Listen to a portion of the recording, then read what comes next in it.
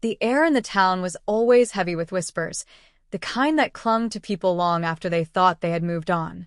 In a place where everyone knew everyone else, sins and secrets were not so much buried as they were pressed just beneath the soil, waiting for a heavy rain to drag them back to the surface. Adrian knew this better than most. His father had died a disgraced man, accused of theft, corruption, and betrayal, and though Adrian had been a boy when it happened, he carried the shadow of that accusation on his shoulders like a weight no one would let him forget. It wasn't until years later, when the truth bled through in fragments, that he realized his father had been framed. The one who had engineered it all, who had whispered lies into the right ears and nudged events toward ruin, was Marcus Hale, a man who had risen to power by building his reputation on the wreckage of others. Adrian told himself that he would not rest until Marcus paid. It became his singular focus, the fire that burned through every choice he made as he grew into a man. He worked in silence, watching, waiting, building his knowledge of Marcus's habits, his dealings, his weaknesses. Marcus had become wealthy, but wealth came with cracks, and Adrian knew where to find them. He fed small eyes into the town's gossip chain, careful, measured, just enough to make Marcus sweat. He falsified documents, slipped them where the right eyes could see. He whispered to creditors, hinted at betrayals, and before long Marcus's clean reputation began to tarnish. His business faltered. His allies turned suspicious. It was everything Adrian had dreamed of, seeing the man stumble, his proud smile faltering, his control slipping through his hands. But revenge is not fire alone. It is smoke, too, and smoke spreads farther than the one who lights it imagines. Adrian had been so focused on Marcus that he failed to notice who else was being burned. Families who worked under Marcus lost their livelihoods when his company wavered. Friends who trusted Marcus became entangled in the collapse, their own fortunes ruined alongside his. And Adrian, in his careful sabotage, had tied enough threads to himself that suspicion eventually began to circle back. One rumor too many, one document with a traceable hand, and the town started whispering his name the way they had once whispered his father's. Still, Marcus fell. That much Adrian accomplished.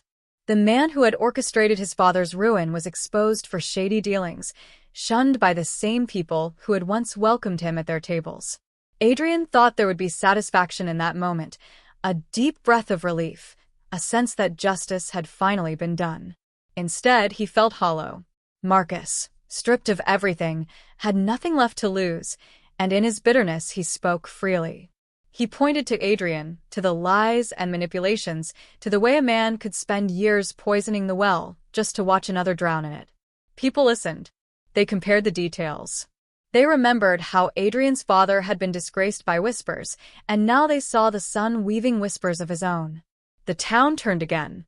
Not against Marcus, not fully, he had already been cast out, but against Adrian. They saw not a son defending his father's name, but a man so consumed by vengeance that he had repeated the same cycle of ruin. He lost friends, allies, even the woman who had once promised to stand by him, all of them recoiling from the darkness that had been in him all along. His revenge had not cleared his father's name. It had only written a second story of disgrace, one where he played the villain. Adrian would walk the streets and hear the silence that follows a man when people are speaking of him behind closed doors. He would pass by windows and see curtains shift, hear laughter cut short as if he had dragged a shadow through the threshold. He had achieved everything he set out to do. Marcus was broken, his power shattered, but the victory was ash in his mouth. For in the end, he had proven not that his father was innocent, but that he himself had inherited the same stain. The story that people told was no longer about Marcus or his father, but about Adrian, how a man so consumed by revenge had destroyed not only his enemy, but himself. And that was the cruelest twist of all, the one lesson he had never imagined he would learn. That revenge does not end with justice. It ends with emptiness. It was not the cleansing fire he had believed it to be, but a backdraft that left him standing alone in the smoke, a man who had traded everything for the satisfaction of watching another fall, only to find he had fallen farther still. Adrian began to notice the quiet things first. A door that would close just as he walked past. a group of men at the tavern whose conversation would drop into silence when he entered. A child's laughter on the street cut short when the boy's mother tugged him away by the arm. None of them said it aloud, but he felt it in the air, that subtle shift, the way his presence had become something unsettling. The house he lived in, his father's old home, left to crumble for years before Adrian claimed it again, grew quieter too. The nights dragged long, filled with thoughts that would not leave him alone. He would sit at the desk where his father once worked, staring at the empty page, and think about how he had wanted justice. How he had believed that justice was a clean thing, sharp and undeniable, like a blade cutting through lies. But what he had done had not been clean.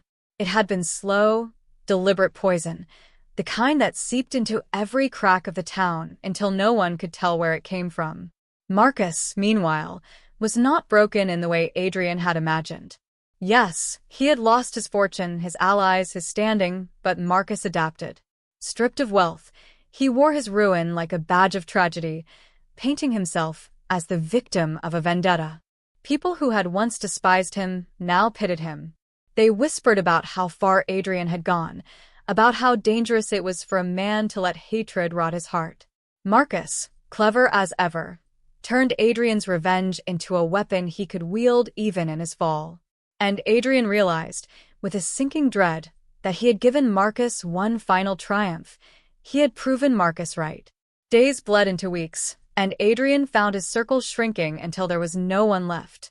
The woman he had once loved, Elena, who had believed in his fire when no one else did, avoided his eyes in the marketplace, her hand tucked firmly into another man's arm. Old friends offered only polite nods, as if speaking to him would soil their own names. He was left with only himself, pacing the creaking floorboards of his home, listening to the weight of his own breathing. And in that silence, something darker began to grow. He replayed the past, every moment he had pushed a rumor, every lie he had crafted, every choice that had seemed justified at the time. He told himself he had done it for his father, for the man who had died dishonored and broken. But deep down in the marrow of his bones, he felt the truth. He had done it for himself. Revenge had not been about justice. It had been about power, about proving he could take from Marcus what had once been taken from him. And now he had nothing to show for it but the same bitter ruin. On some nights, Adrian swore he could hear his father's voice in the silence, not the proud voice of the man he remembered as a boy, but the weary, broken tone of a man crushed by the weight of disgrace. It was as if his father were asking him why he had chosen the same path, why he had written another story of shame upon their family's name. Adrian began walking farther from town, avoiding the streets, avoiding the looks, seeking places where no one would recognize him. The forest became his refuge, the fields his only company. The further he went from the whispers of people, the louder the whispers inside him grew. They reminded him of every step he had taken, every soul his revenge had touched. He began to wonder if perhaps Marcus had not been the true villain, if perhaps the real cruelty had been born inside him all along. Revenge had not only backfired, it had unmasked him. It had stripped away the excuses, the righteousness, the sense of duty he had wrapped around himself like armor. What was left was a man hollowed out, a man who had burned everything and stood staring into the ashes. And so the town carried on, as towns always do, finding new scandals, new stories to whisper about, while Adrian drifted further into obscurity. He became the kind of figure spoken of only in half-remembered sentences. Do you recall that boy, the one who tried to bring Marcus Hale down? A shame what became of him.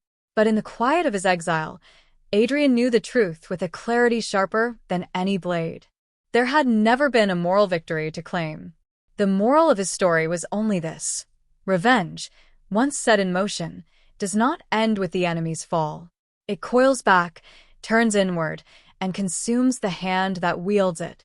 And in the end, Adrian was not the avenger. He was the ruin.